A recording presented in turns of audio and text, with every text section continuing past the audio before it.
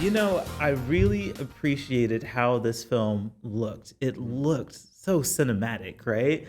And I guess I want to know, Mario, more about your career as a cinematographer and how you applied that to what you and Jerry decided would be the best way to capture this topic. Yeah, okay, cool. Well, yeah, it was a main goal to really give something visual and beautiful because, like he was saying, when we saw some beer documentaries in the past, and it seemed like it was told from the point of view of someone that was a fan of craft beer, but not really from a filmmaker's perspective of it.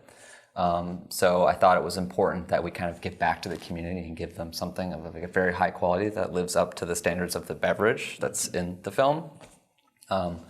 So yeah, we're both filmmakers, obviously, and our past, I guess, I had a background in, well, we actually worked together on a bunch of feature films together as camera operators, and I was an assistant at the time when he was Steadicam operating. Very cool. So, in narrative feature, you take a lot of time to, really dial in what your visual language is and framing and lighting and all that stuff. And I have a background, and that kind of transitioned into a period of a few years where I was doing a lot of music videos and commercials, and that's all about creating something kind of saucy and interesting, and so I guess using some of that, like when it came to filming this, one of the first things was, let's use a high quality camera system, let's shoot on prime lenses, and let's dirty it up a little bit so that it feels different, and it almost like has like a timestamp on it, like, like this was a moment in time or like a memory or something.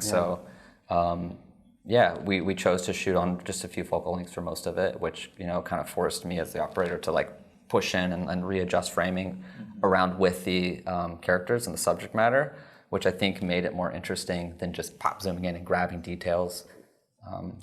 Slower process, but it was a nice way to work. Because sometimes you get lazy when you have like just a zoom lens, and on documentary, like you can just, I'll just zoom in from here, but you don't think about what you're zooming into or like how, if it's really the best frame.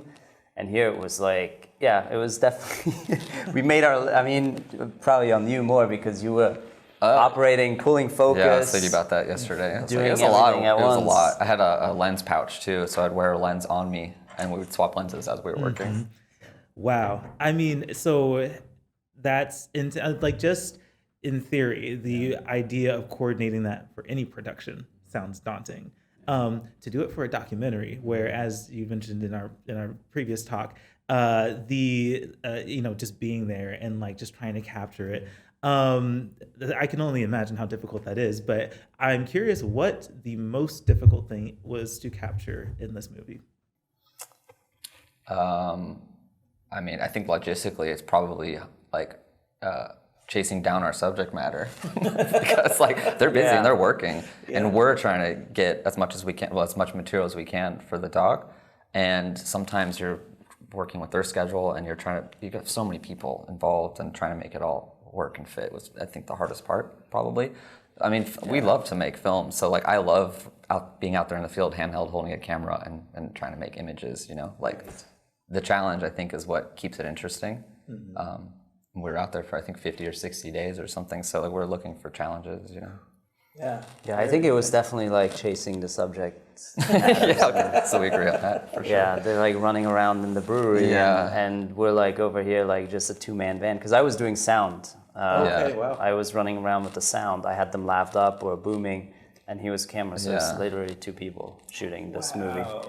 And so he's like, it's like one of those scenarios of like, he's going over there now. While we're walking over there, you have to change the lens because we're not on a zoom lens, but we want to be on a different lens when we get there. So he's worried about the audio too at the same time. There's so much we're thinking about, and it's like, it was hard, I think, for us to actually like really frame stuff together as we were working. Yeah, constantly chasing people down, but it was like, trusting and making sure we get it. Yeah. So. Wow. What do you think is something that you would like people to recognize and maybe visually appreciate about the film? Is there any like particular scene or a shot that you got that you're particularly proud of? What do you think? I really love the scene with Ralph and Kaika at Grandma's house when they like take a moment and reflect on the past and where they've been and where they are, and just being remote and outside of the city and outside of all the chaos.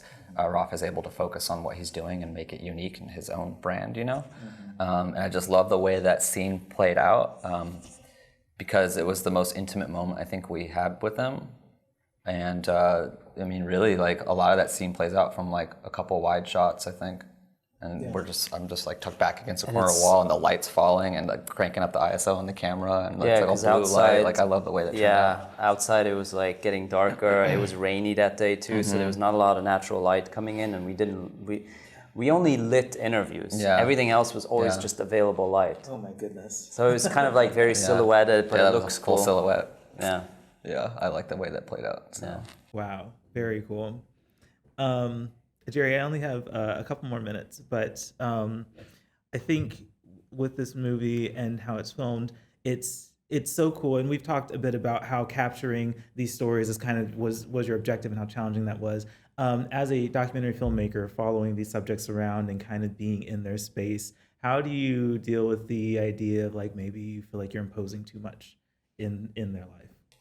Yeah, at first you definitely you have to get over it, but it takes a minute. At first, because I came from also like a fan base, like I was a fan of these brewers, so it's like you kind of like, worship them a little bit, which is not the best way to like go about it. The least you know about a subject sometimes is better. And so, it was, at first it was rough because like, the Belgians and, they communicate differently. They're a lot more dry and like, this, I'm doing this, like I don't want you in my space, and they'll tell you. So you can't get butthurt, although like the first time you probably do and you get mad, but you have to get over it. But then when you gain that trust, they let you in, and that was actually the amazing part. I didn't realize that they were so open to talking, because at first it wasn't like that. We had to like gain their trust. That's awesome. Well, you did, and you guys pulled it off. I can't believe you did it with such a small crew. That's really awesome. Well, congratulations on the film, guys, and thank you again for talking with me, okay?